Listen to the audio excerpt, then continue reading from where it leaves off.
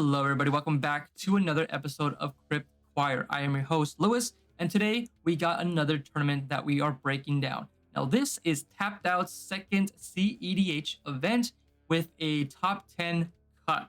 Now, quickly going over Tapped Out as a store, they have been fantastic. It's good to see that they are going to continue hosting CEDH events, so we have more stores or more places or more options for people to go to and play CEDH. Now, I want to give some feedback for the store right away. Obviously, staff has been fantastic. They've been great in running these events. Not really big issues with how things are moving. The flow of the tournament was pretty smooth. A problem with the store that I've had was like they have cement kind of flooring and the chairs are all metal. So every time people are moving, the chairs are just scraping on the floor.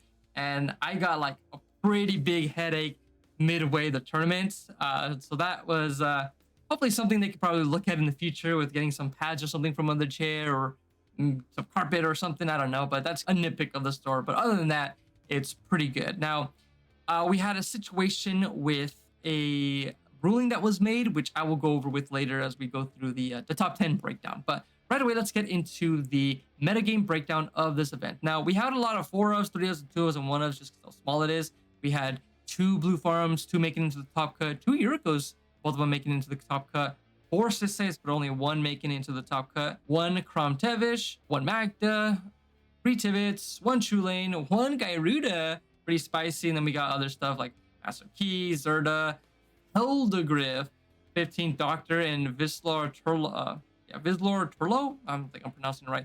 I don't remember this guy. I'm pretty sure it's from old Doctor Who. I only know about new Doctor Who, Storm, Ezio, so a lot of pretty good variety of decks here. I'm pretty sure there's other decks that just weren't added on it that people didn't submit, but oh well. But let's get right into the breakdown. In 10th place, we got Samiski. It's Yuriko from Final Fantasy VII at Tapped Out Gaming. Okay, I'm not sure if that's a reference. I'm not too familiar with Final Fantasy. This is just a normal Yuriko deck, as far as I know, where you're just getting out ninjas, drawing cards, draining your opponents, and then either killing them that way, or usually having like a Thousand Winds already in these colors for it. And even having, I believe sometimes they run Doomsday. Doesn't look like they're playing Doomsday, but they still have large spells like Commandeer, Shadows of Mortality, Seagate Restoration, Trespass, Enter the Infinite. Yeah, usual kind of Yuriko stuff that we're doing. Nothing really out of the blue, though. I thought I would see a lot more Yuriko, but I guess since with the meta going to more creature-based, harder for Yuriko to get through, and I guess it makes cards like Umezawa kind of more important to be able to get there, but I don't see that they're even running that, so that's interesting. No, it's right here. Sorry, Tetsuko Umezawa, yeah. Slightly off on the name, but yeah, so I feel like that might be an issue that Yuriko might be running into, just with all these like TNT decks and Kennen decks, they just have blockers and they're just not able to get in there to be able to draw their cards. And then obviously, I'm sure a lot of people have seen it too with Yuriko. Every time they flip, it's like a 1-mana spell or it's a land, and they're just not doing enough damage fast enough to be able to kill the table with it. But yeah, it's good to see Yuriko put some kind of results at a tournament and show that, you know, it's got some legs. It could probably get there. In 9th place is yours truly with my Cope Farm Blue Farm deck. Now, going into the interesting ruling that happened, I don't know if it would change much of when I was in my finals pod, but this was in the Swiss, so it didn't really matter because I still made it into the final pod, but I'm sure I would have gotten a better seat position if I had that additional win. So the situation that happened was I was going through a breach line, and just pretty tight breach line, going through the Thassa, and then with Thassa trigger on the stack, I thought I had Born Upon a Wind active, so I go to cast Diabolic Intent with the Thassa trigger on the stack, stacking Thassa to be able to tutor for something. So I go, get my 3 cards, put them to the side to exile, try to cast Diabolic Intent, and the table tells me, you can't do that. You don't have flash enabled. So I'm like, oh, that's, what an idiot. All right, well, let me get the different spells to be able to cast the Born Upon Wind. Since one of the spells I initially was pitching was Born Upon Wind, since I thought it was already active. And the table was like, no, you can't do that. You already exiled the cards. I'm like, well, no, they're not exiled because I can't even cast the spell, so I can't even attempt to exile the cards or to pay the cost to be able to cast the spells. They call the judge, obviously, because they're about to lose this game. Judge comes over, we explain the situation, and he rules in their favor of, no, whatever cards you picked are exiled. You have to continue to do whatever you want, but those 3 cards that you picked were exiled, which was weird. That was definitely, I don't think, the correct ruling, because I can't go to cast a spell that I'm not allowed to cast. I'm trying to do an illegal game action.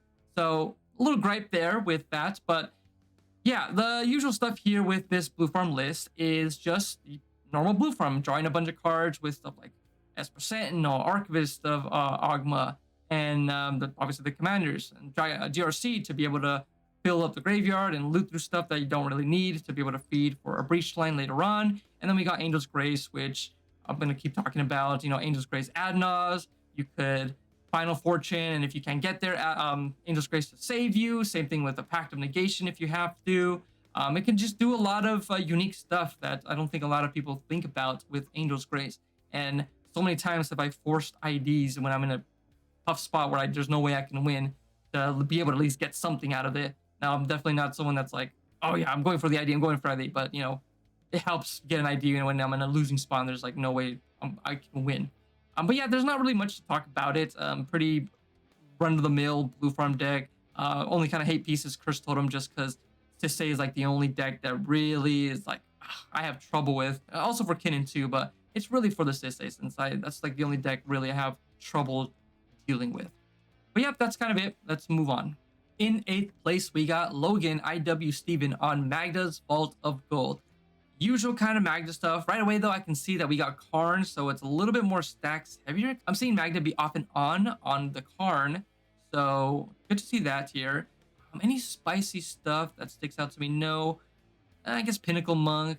Don't really see that too often, but everything else kind of seems to be the same. Yeah, you're just going through, trying to get an Artifact Dwarf and get out the Clock of Omens to then make infinite tap treasures, just bring out all the stuff out of your deck to be able to go for a win.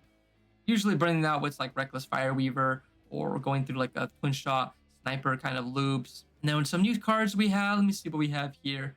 Lifecraft Engine, this is a new card. Okay, just basically another Artifact Dwarf essentially. Yeah, so not much really else to talk about Magda, kind of usual stuff that everyone knows about, loves, and sees. I mean, oh, right, I guess Stride Hanger Automaton, a new card to help out with the combos of it to get some more artifacts out as well, to make it a little more cleaner for the Magda. But congratulations on your top cut. In 7th place, we got Baby Jesus, otherwise Joshua, on Sisay.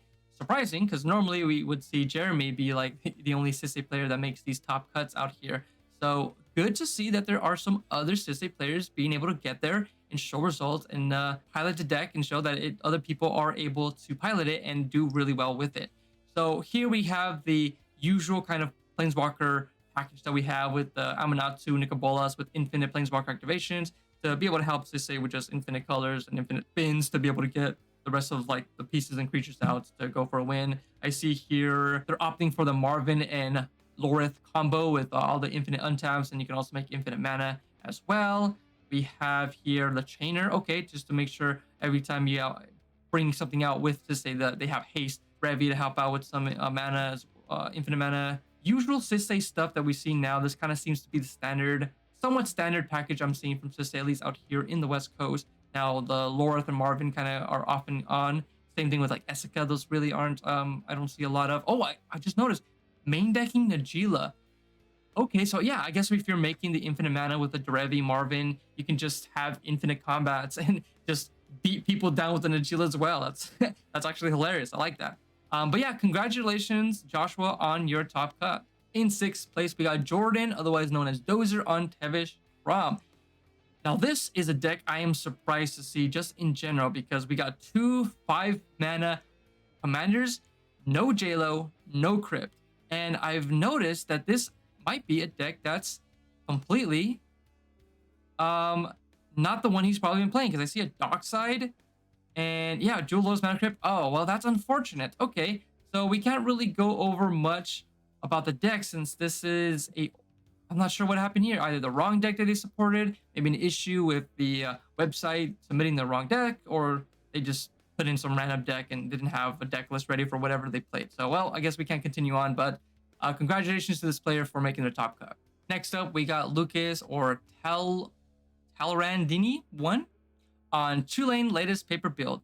Good to see. I don't believe this is the normal the other Chilean player we saw top at another event that happened out here on the West Coast. So it's good to see that there are other players playing Chulane that can show some results.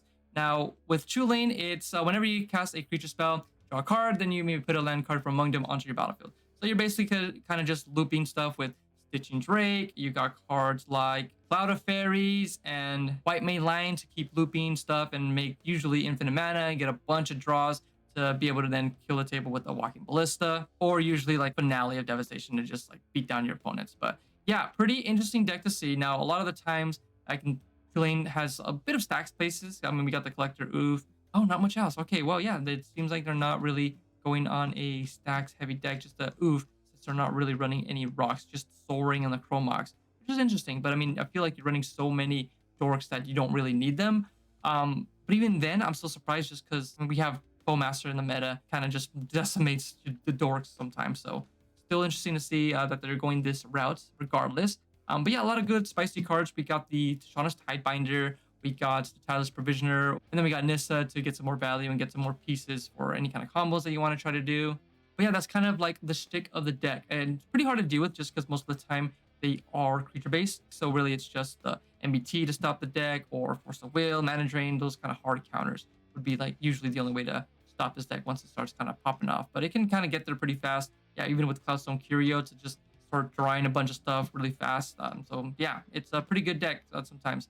Interesting to see because it's a very old school commander that is kind of been, I would say, outclassed by all the like the modern stuff. But it's good to see that this player is showing that that is not the case and they are doing well with it. So congratulations for topping with Chile. In fourth place, we got Corbett, or Conversion Corbett on Voter Fraud Democracia. I can't smoke. Quite surprising to see just because Tivit has been falling out of favor. Feel like with Dockside being gone, Tivit should be like doing really well, or showing, I should see a lot more people on Tivit.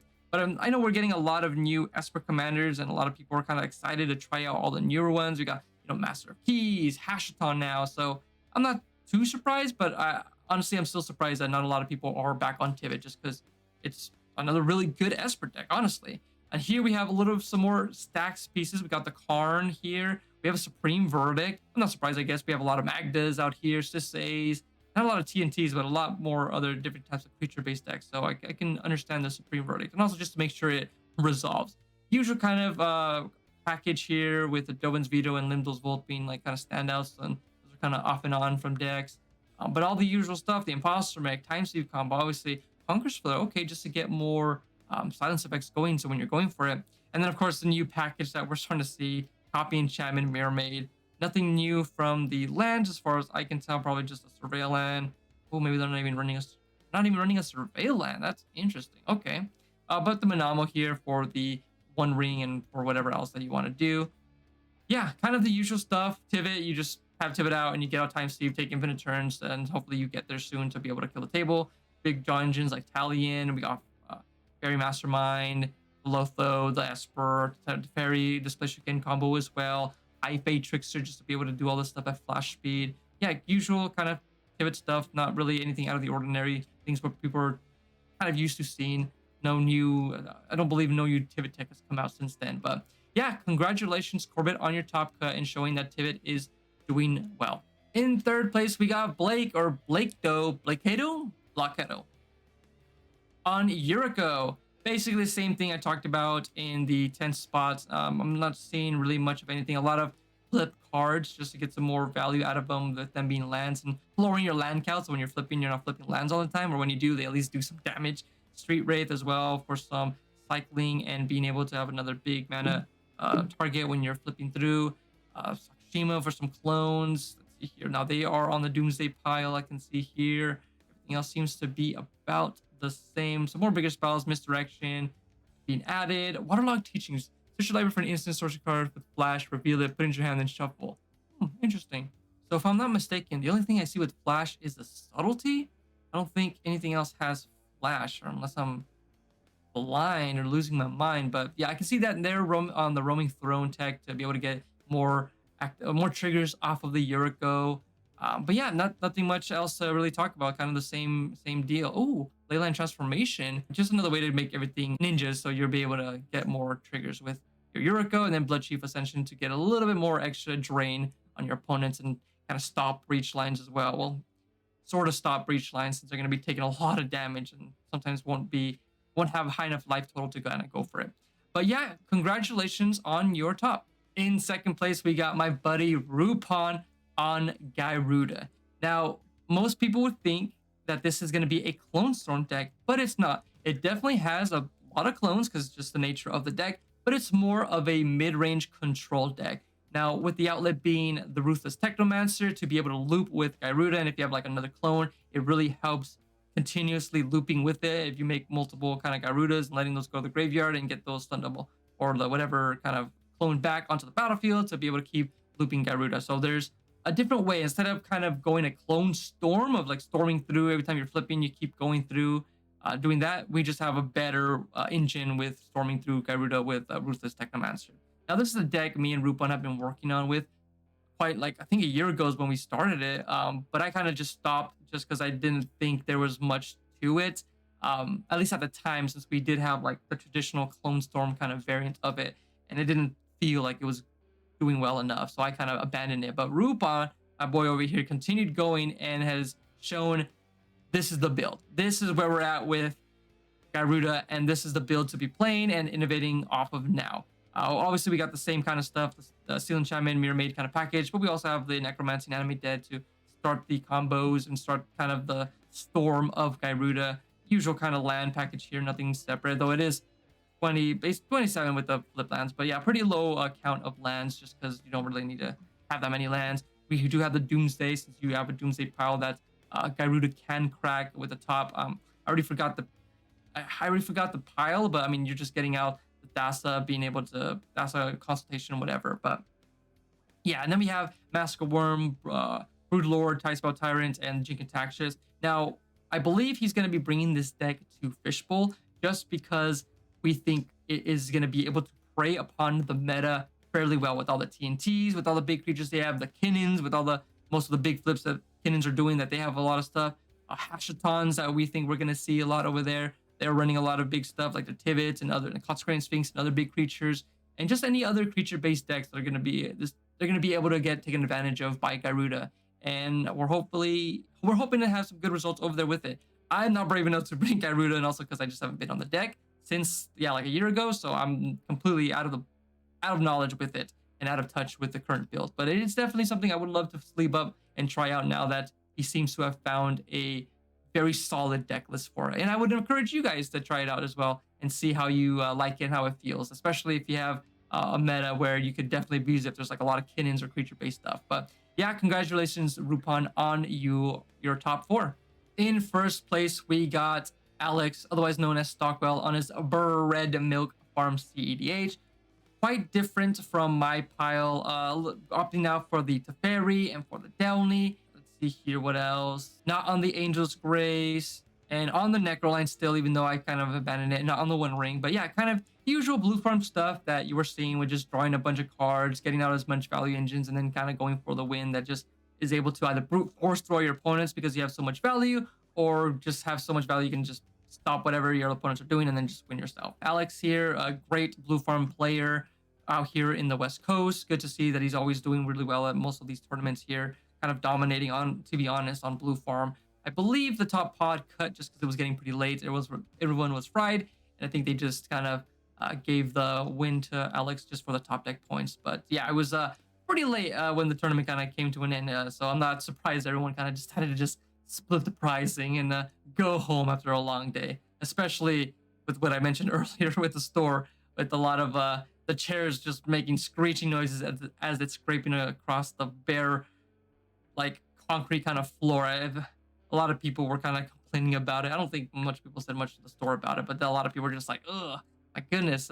Yeah, but other than that, good job, Stockwell, on your first place finish. Much appreciation to Tapped Out, as they seem to be a new kind of store in the area that's going to start doing a CDH. Well, not new storm, but it's good to see that they are a place that's new for people to come to to play CDH that probably didn't have some as well. And for me, especially since I'm in the Central Valley, this is like an easier drive for me. So I really hope they continue doing these top deck events. And I really hope they get rid of their proxy rules so I can have more players that can show up, since I mean, 10 proxies in general is just not enough. It doesn't cover most of like the revised list and the rocks that are crazy expensive for people to attend. So if they're really keen on losing out on money and not getting rid of the proxy limit that they have, at least increasing it to 20 so it's easier for people to be able to attend. Hopefully we see that in the future. They make that change in the future. But yep, congratulations to all the competitors. Thank you so much, Topped Out, for another great event.